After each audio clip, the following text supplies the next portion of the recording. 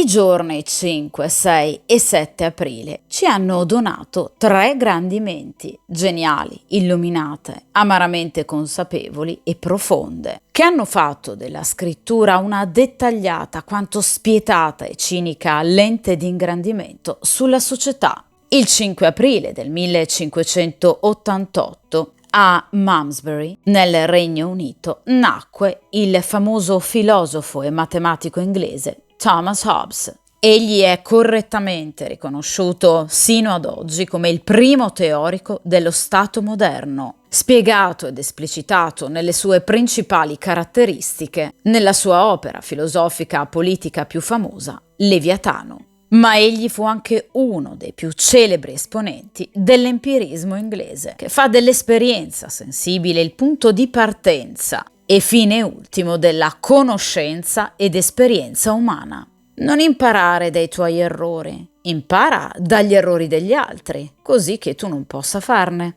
Le parole sono i gettoni dei saggi, ma sono anche i soldi degli sciocchi. Il 6 aprile del 1741 a Clermont nacque il famoso scrittore, soprattutto aforista francese, Nicolas de Chamfort. Il suo bell'aspetto e ingegno brillante gli garantirono molto successo presso le dame dell'epoca e questo contribuì ad accrescere la sua fama di libertino e di amatore instancabile. Il suo noto anticonformismo e profondo senso di libertà lo portarono però ad esprimere dure critiche contro Marat e Robespierre. Fu dunque incarcerato, rilasciato, ma comunque un sorvegliato speciale nel periodo del terrore francese. Per evitare una nuova incarcerazione, tentò più volte il suicidio e morì a seguito di una grave infezione alle ferite che si era inferto durante l'ultimo tentato suicidio.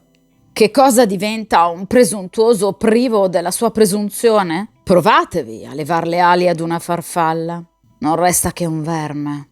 Ci sono sciocchezze ben presentate, come ci sono sciocchi ben vestiti.